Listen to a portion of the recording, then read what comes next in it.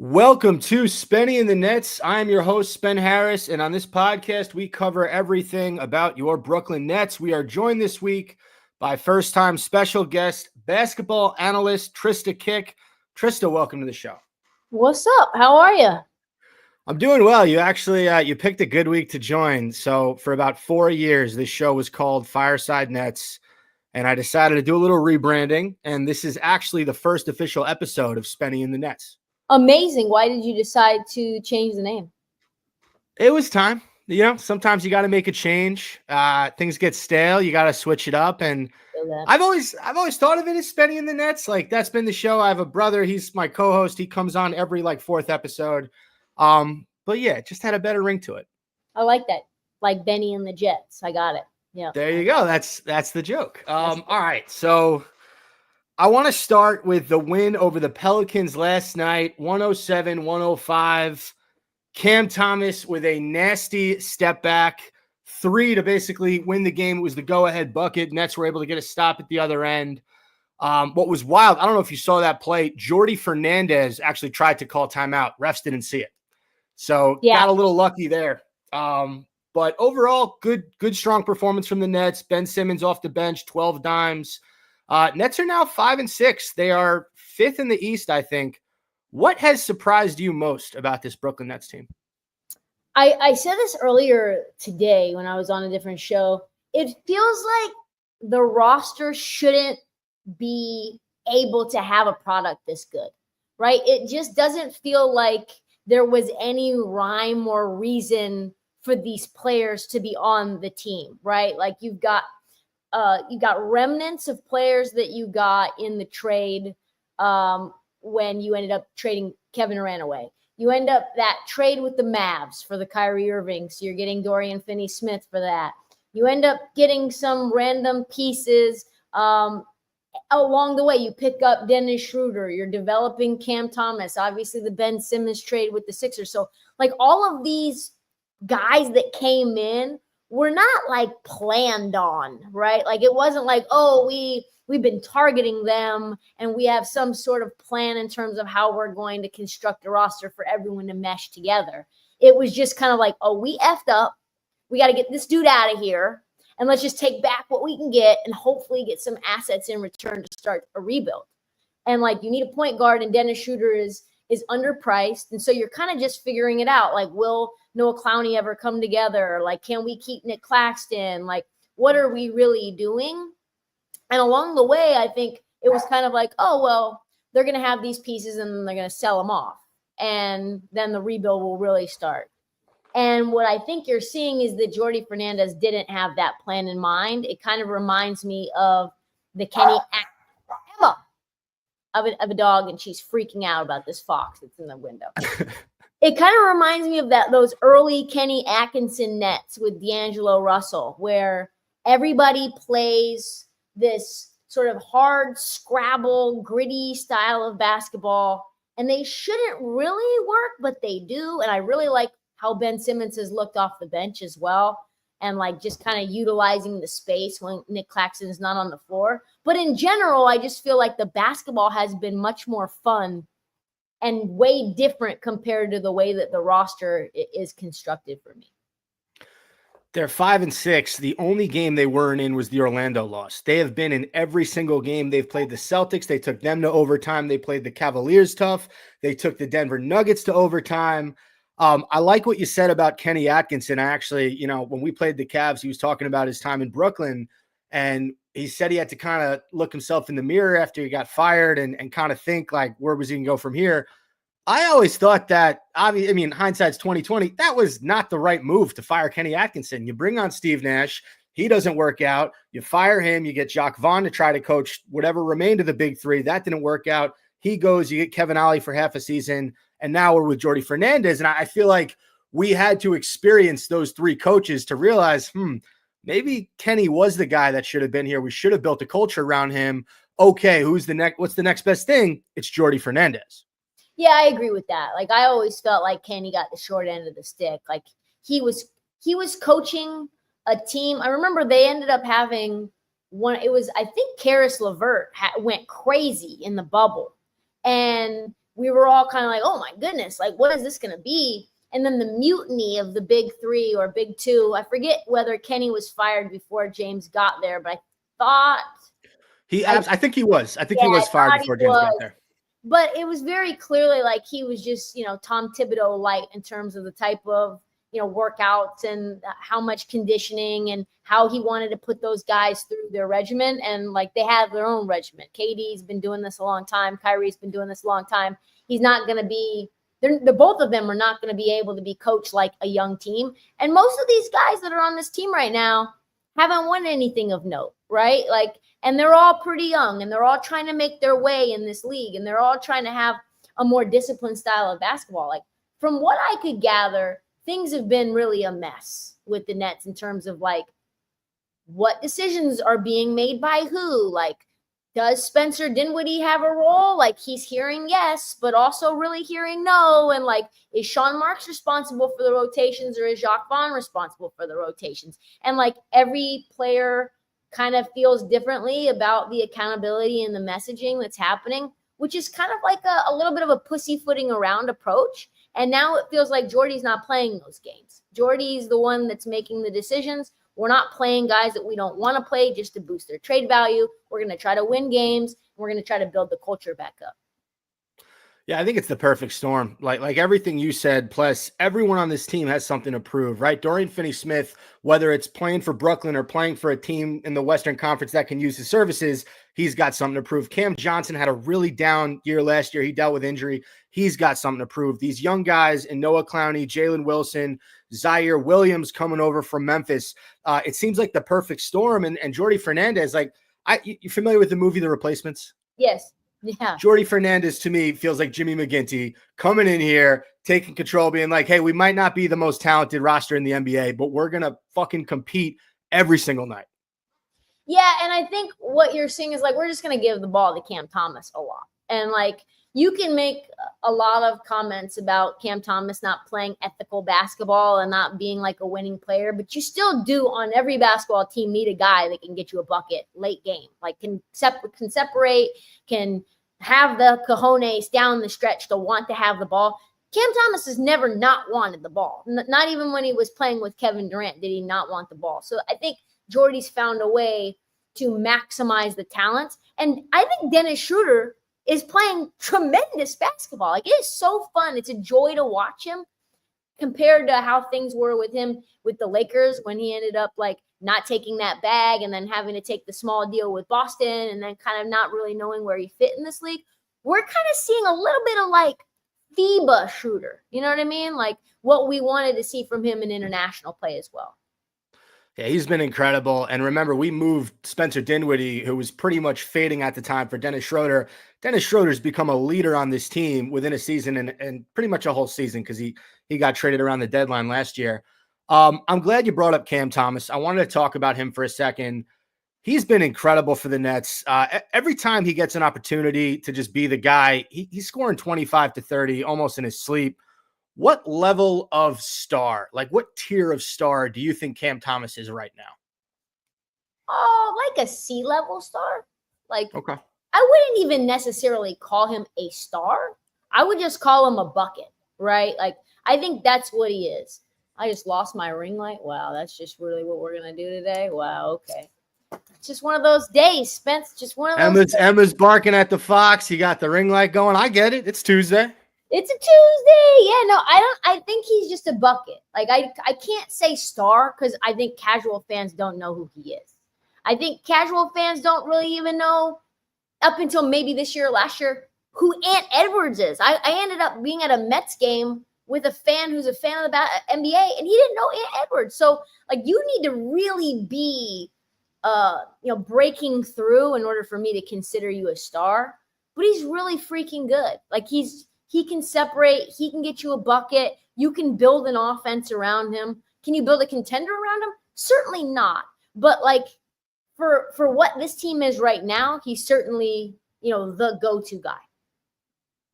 Yeah, I agree with that. And it kind of brings me to a fun segment that I wanted to do. It's called Let's Hear from Happy Nets Fans after the win against the Pelicans last night. So after the win, I went on Nets Twitter. The official Brooklyn Nets Twitter, so the account that whoever runs it is a part of the team, they wrote that one felt good. So at Nets Press IG responded with, no, it fucking didn't. Can someone remind Sean Marks what's in between his legs? He has complete control to make sure this doesn't happen. Get the vets off this fucking team. I don't give a shit what the return is for them. They need to go now.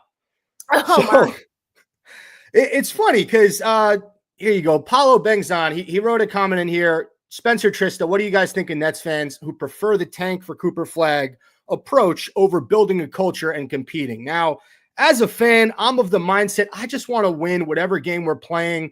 I understand the motivation behind the tank, but in your opinion, what should Nets fans be rooting for at this point?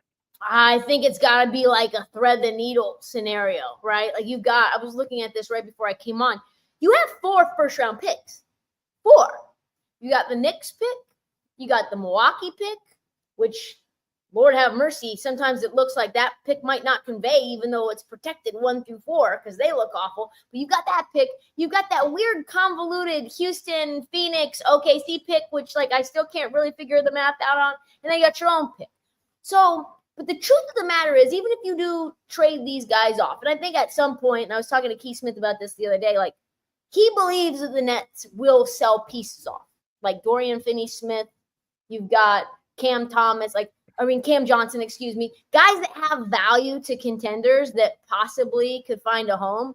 But like, what are you doing? Like, what are you getting back for that? It has to be more than just picks. And I think Cam could find a home. Cam Johnson could find a home in Brooklyn if it's the right scenario. You don't need to move him. He's still young. Like he's on a good contract. So I think you have to find that balance and say, okay, we have 4 first-round picks. Can we maybe package some of those and get a higher pick and end up trading some of the future picks to get an Ace Bailey, to get a Dylan Harper, to get – probably don't need a Dylan because you obviously have Cam, but like to get a guy like VJ Edgecombe, or there's a lot of really good players. Cooper Flag, you got a lot of good players in this draft. You got Nolan Trior as well. Like you're gonna get something good out of those 4 picks.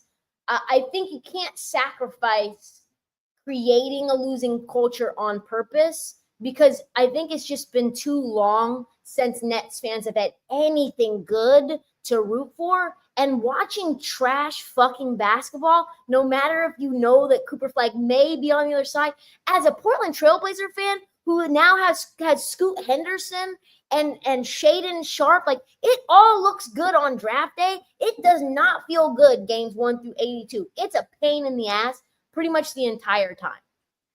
I saw that Chauncey Billups press conference. That was rough. He did not seem happy. They were shooting 5% from 3. 5. Who's even good on the Blazers this year? Thanks. Sorry. All right. The other thing I wanted to talk about, very interesting. Giannis Antetokounmpo. You brought up how bad the Bucks are. Now there's been some chatter. Maybe if the Bucks continue to slide, they might move him. I mean, please, as a Nets fan, would you even be interested in even discussing the possibility? I just feel like if Sean Marks does it again, he can't, like, there's no hope for him. He has to have learned his lesson, right? You cannot star hunt in this league. It just does not work. It will not work for Sean Marks. It will not work for Brooklyn. He's now gone back to the essence of what he was trying to build in that Kenny Atkinson era, which is like draft, develop, get cast-offs, figure out a way to make it work, and the fan base gets excited. If you trade everything for Giannis and all these little collections of pieces that you have, it's going to get so ugly so fast. He's going to be pressing for you to make some dumbass trade again like he has throughout his entire career with the Bucks. And I know this because Damian Lillard's on the team now, and I watched this happen. It's going to be a disaster. So no under any circumstance should Sean Marks be trying to get Giannis or anyone else that's one of those big-time stars, because we've seen this now not work for the Nets 2 times. I would 100% agree with you. I think it'd be crazy. You see what the young guys are doing. They like playing in Brooklyn. They like playing for Jordy Fernandez. You have 1 million draft picks. do it the right way. You know, look at OKC now. Look at the success that they've had with their draft picks and rebuilding the right way and not going star hunting. I mean, they had Paul George. They were able to trade him for Shai Gilgeous-Alexander, who's now a superstar, and just get a million picks for him as well. So I'm 100% in favor of not making a big move. Get rid of the vets when their value's high. See who you can keep. I'm with that. Yeah, it's crazy talk that Nets fans and like the fans and Sean Marks, they would go back to the well after how disgustingly painful the Kevin Durant, James Harden, Kyrie Irving era was, and just like how toxic it got and how barren the cupboards got, where you had no chess moves available. And it was just disgusting basketball. No, please don't push for it. Don't ask for it. And I hope it doesn't happen. Yeah, same here. Click unsubscribe writes, who's the Shane Falco on the Nets? I think it'd be Dennis Schroeder, right? Yeah. That would be 100% Dennis Schroeder. I actually saw something interesting, and we have another segment I want to get to, but someone was talking about the possibility of the Nets re-signing Ben Simmons at the end of the season. What do you think of that? He would have to be getting paid on like mid-level exception though, right? Like less money, much less money. Yeah. Yeah, like it would have to be in the like teens. He looks, I'm not gonna lie to you. I just need a full season of Ben healthy. We just haven't seen, it's been 10 games, right? Like we're just 10 games. How many seasons have we seen Ben Simmons look good in like little bursts, little flashes?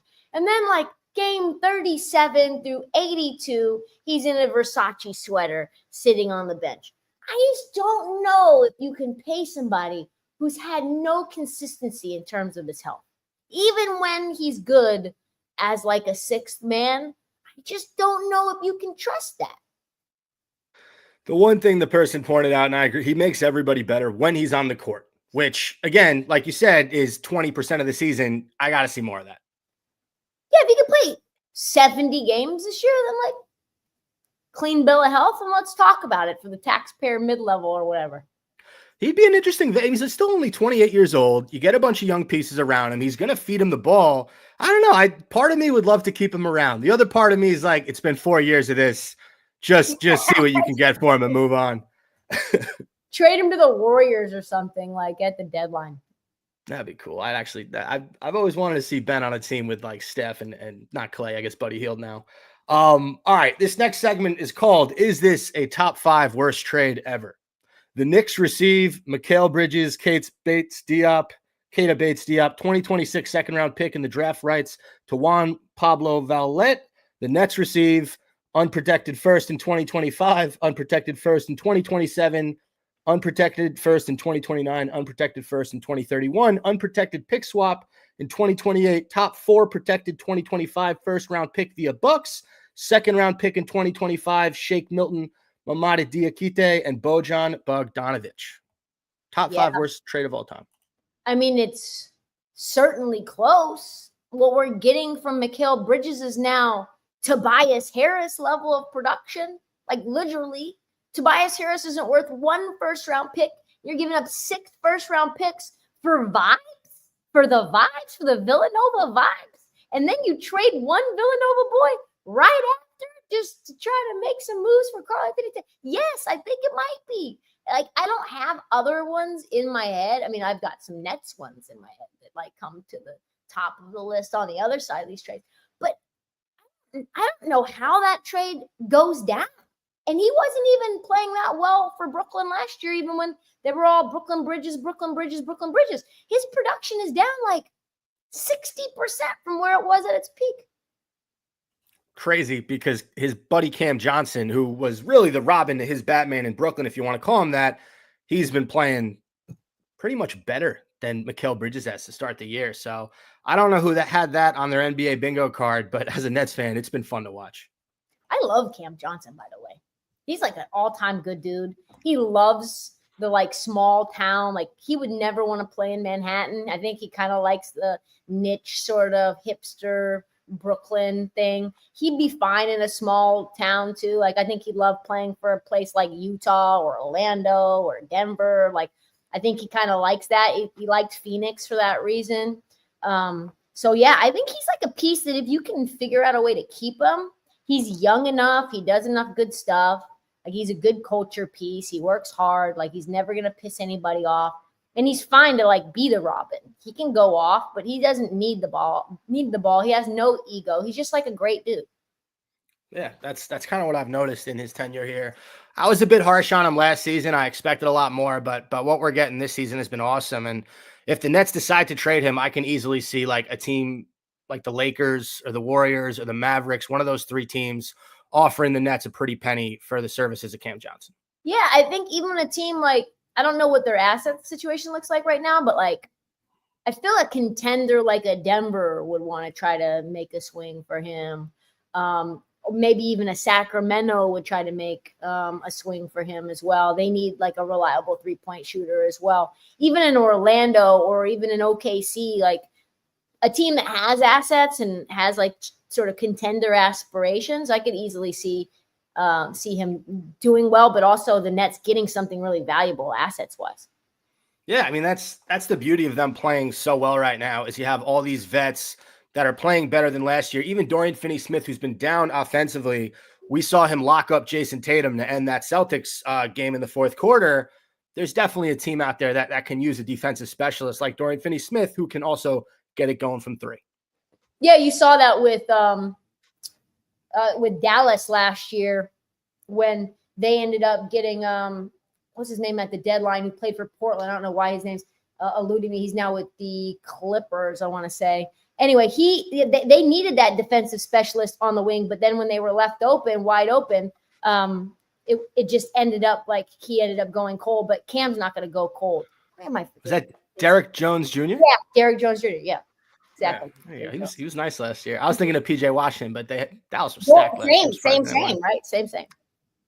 I just wanted your take. Nick Claxton, he got paid in the offseason. He's a building block for this team. I mean, I always want his offensive game to develop and get a little better. I'm not sure how much more like of a ceiling he has, but what are your thoughts on him overall as a starting center in the NBA? I think it's like so hard to evaluate Clax because he just hasn't really been – the team hasn't really had consistency.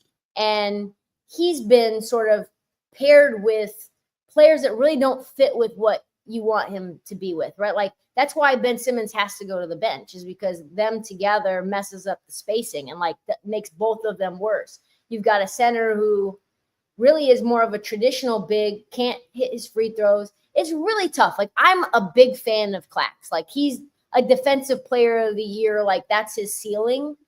I just need to see more from him. I need to see a more consistent rotation along with him. I think he deserved to get paid. I don't think they had that many other options. But I don't know if he's good enough considering his deficiencies for a team that's looking to contend for him to be their starting center. Yeah, no, I agree with that. That's pretty spot on. Okay, I wanted to close out this episode with a little rapid fire. I got 10 questions. Should be pretty easy, but take your time if you have to. Are you ready? I'm ready. All right, here we go. Number one, who will win a championship first, the Nets or the Knicks? Oh, man. I think we'll both be dead. I'm gonna go Knicks. I just have to go Knicks. But it's tough. I don't feel like any one of these teams is real close, especially considering the way that the Knicks look right now. But hey, I kind of trust Leon Rose more than I trust Sean Marks. That was my next question. Who's a better GM for their respective teams, Sean Marks or Leon Rose? Yeah, I like Leon Rose and what they've done, notwithstanding this last 8 months. Will the Nets have any players in the All-Star game this year? And if so, why? Or who? Sorry, who? No, I don't think they will. So Cam Thomas doesn't get the All-Star nod. No All-Star nod for Cam Thomas. Will the Nets make the playoffs this year and the play-in game counts? Yeah, the East is really bad.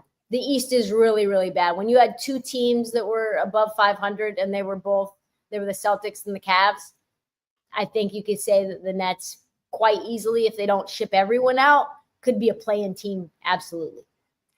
Depending on what kind of fan you are, that's either good news or bad news. Yep. All right, number 4. Give me a reason as to why the big 3 didn't work out in Brooklyn. Simplify it. Ego and injuries. Ego and injuries. Okay, perfect. Which one of these young Nets will have the best NBA career? Noah Clowney, Zaire Williams, Jalen Wilson. Ooh, I kind of like what I'm seeing from Jalen Wilson right now. Just cutting to the rim, getting a million easy layups. I liked him at Kansas. I think it's him, but that's a really tough question. It's like a to be continued question. The way Noah Clowney's been shooting the ball, I think I'd have to lean Clowney because it's just some real potential to his game where I don't know how much better Jalen Wilson's improvement from year 1 to year 2 was great, but I feel like Clowney in year 3 or 4 is going to surprise some people. Number 6, which one of these players will still be on the Nets after the trade deadline? Cam Johnson, Ben Simmons, Dorian Finney-Smith, Dennis Schroeder, Day'Ron Sharpe.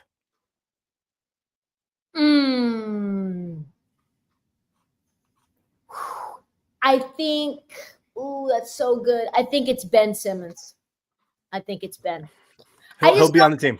Yeah, I don't think for the money you're going to get much back. And so maybe you kind of like what you're seeing from him. And so the return isn't good enough to make the move. Okay, so the first 7 questions are more Nets focused. These are going to be more Trysta Krick focused. What has been your favorite moment covering the NBA? My favorite moment covering, probably like the J.R. Smith, didn't remember how much time was left on the clock. I was like right in front of that moment in Cleveland, and then was like you can kind of see if you look at the TV clip from back there, you can kind of see like my little face with my iPhone camera in the shot. It was like one of my first, maybe my second NBA finals ever that I covered. And that was just like one of the most iconic meme moments. And then of course that was like the LeBron suit short combo where he like walks out. And then I think after that series, he had like a fake hand injury. All of a sudden his hand was wrapped. So that was kind of a ridiculous NBA finals to cover.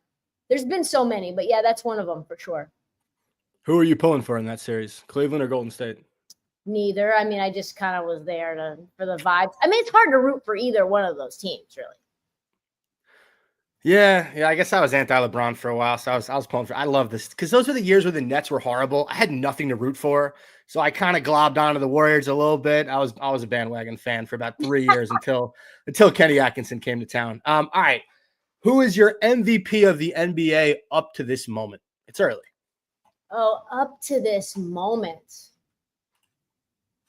Gotta feel like, I mean, just if there was no voter fatigue, I would have to say Jokic. Just like what he's doing still is ridiculous. Like you're getting these 20 rebound games, these 42-point games, like just diming people up. Like if Jokic hadn't already just time after time after time gotten the award, I think he would be getting a lot more press. You could easily give like an argument for probably Donovan Mitchell as well and how well he's playing. The argument could still be made for Shea, but I think I would still go with Jokic.